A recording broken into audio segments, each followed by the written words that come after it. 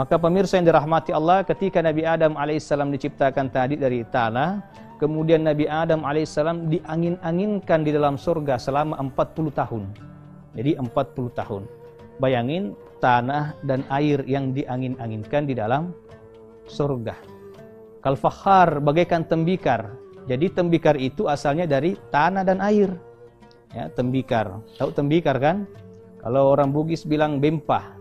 Ya, itu kuat sekali. Sebenarnya imun kita ini, sebenarnya fisik kita ini kuat. Kuat kita punya fisik selama 40 tahun.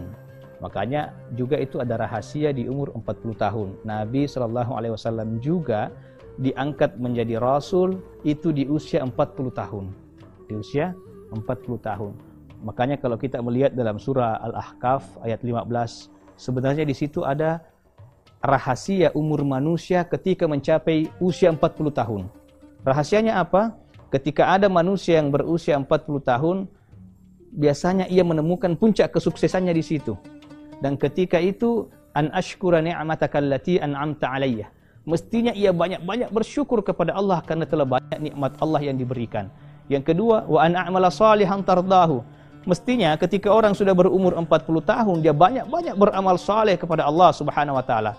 Siapa orang yang berumur 40 tahun masih tidak melakukan salat, tidak melakukan ibadah kepada Allah, tidak ingin ke masjid, maka bagi orang itu susah mendapatkan hidayah. Susah mendapatkan hidayah. Bukan berarti nggak bisa, tapi susah. Karena kenapa? Itu umur kematangan seorang manusia. Kemudian yang ketiga, di usia 40 tahun, di sini juga diuji oleh Allah. Banyak orang yang berdosa kepada kedua orang tuanya di usia 40 tahun. Kenapa? Karena di saat itu, ketika ia mencapai puncak kesuksesannya, di saat yang sama, ia juga mendapati orang tuanya. Ketika ia mendapati orang tuanya, tentu orang tuanya sudah tua renta. Mungkin ketika ia di usia 40, orang tuanya sudah berusia 60 atau 70 tahun atau 80 tahun. Artinya ketika ia mendapatkan orang tuanya sudah dalam keadaan tua renta, maka itu ujiannya. Maka dalam Al-Qur'an Allah Subhanahu wa taala berfirman, "Imma yablughanna 'indakal kibra ahaduhuma aw kilahuma fala taqul lahumu uffin wa la tanharhuma wa qul lahumu qawlan karima." Jadi ketika mendapati orang tua salah satu atau dua-duanya di usia senja, jangan pernah menyakiti hatinya, jangan pernah mengatakan perkataan katakanlah perkataan yang baik-baik.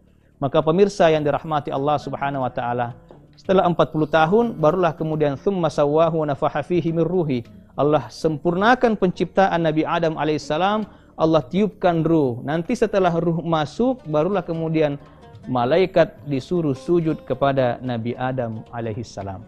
Itu ketika ruh masuk, baru disujud, baru malaikat disuruh sujud kepada Nabi Adam alaihissalam. Jadi sebetulnya pemirsa yang dirahmati Allah, fisik kita ini sungguh sangat sempurna.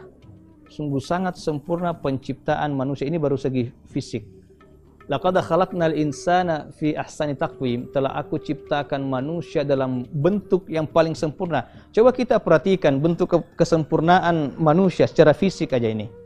Secara fisik, manusia itu diberikan 2 tangan, 2 kaki. Ada makhluk Allah yang Allah ciptakan berjalan dengan 4 kaki, seperti kambing, sapi, kerbau. Ada yang berjalan 2 kaki, seperti ayam. Tapi coba lihat jari jemari ayam, ya kan? Nah, manusia secara fisik sempurna. Tangan kita 2, kaki kita 2. Allah ciptakan alis. Alis kita Allah ciptakan supaya apa? Untuk menghalangi keringat-keringat yang masuk dari atas, maka dihalangi oleh alis. Bulu mata untuk menghadang debu-debu yang masuk dalam mata kita. Cuman sekarang banyak ini yang ngerusak-ngerusak ciptaan Allah. Udah dikasih alis yang bagus-bagus, terus alisnya dicukur, dipindahin ke atas, ya kan? Digambar, begitu ke pesta hujan, alisnya hilang 1. Orang ketawa, dia juga ketawa. Padahal dia nggak tahu yang diketawain dia. Kenapa? Ngerubah apa yang Allah telah ciptakan. Bahkan kalau kita melihat air dalam tubuh kita, lebih dari 70% mengandung air. Tapi disitulah kehebatannya Allah, disitulah kemahasempurnaannya Allah. Air itu beda-beda dalam tubuh kita. Air di telinga kita itu terasa pahit, air mata terasa asin, sementara air liur itu terasa tawar. Kenapa? disitulah maha besarnya Allah. Andaikan di telinga kita Allah ciptakan airnya itu manis, maka setiap kali kita tidur, semut-semut itu akan masuk dan bersarang dalam telinga kita. Tapi karena pahit, semut itu nggak bisa, semut itu nggak suka. Yang kedua, air mata kita, kenapa asin? Ternyata air mata yang asin itu, ia bisa menjadi obat untuk mata kita, untuk kesehatan mata kita. Air liur itu kenapa tawar? Karena disitulah maha pemurahnya Allah. Supaya kita bisa merasakan mana yang manis, mana yang pahit, mana yang kecut. Andaikan air liur itu manis, kita tidak bisa membedakan antara satu rasa dengan rasa yang lain. Disitulah kemaha pemurahannya Allah. Kuku kita tumbuh. Kuku kita tumbuh, dipotong. Allah ciptakan gigi, tapi gigi kita tidak tumbuh seperti kuku kita. Andaikan gigi tumbuh seperti kuku, mungkin yang kita pakai bukan sikat gigi kali ya. Mungkin yang kita pakai itu gerinda. Nah, orang Bugis bilang gulindra. Nah, tapi Allah maha sempurna ciptaannya. Allah maha pengasih, maha penyayang, maha luar biasa. Nah, disitulah makanya la in syakartum la azidannakum wa la in kafartum inna azabi lasyadid. Jika engkau bersyukuri atas semua nikmat-nikmat Allah, insyaallah Allah akan tambahkan nikmatnya. Jika kita bersyukur kepada Allah, Allah akan tambahkan nikmatnya. Dikasih rezeki, disyukuri, insyaallah ditambah. Dikasih mobil, disyukuri, insyaallah ditambah. Dikasih anak, disyukuri, insyaallah ditambah. Dikasih istri, disyukuri, insyaallah jangan ditambah. Istrinya ditambah rezekinya, amin.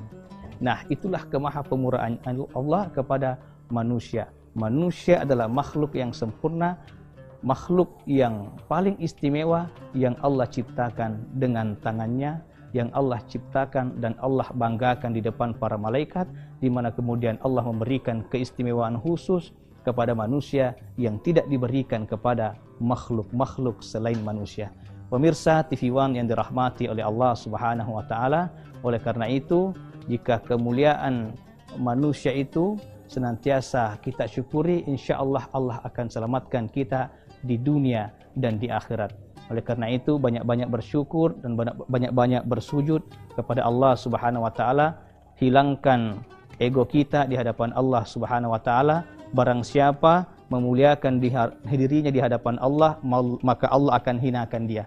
Siapa yang menghinakan dirinya di hadapan Allah, maka Allah akan angkat dia, Allah akan muliakan dia.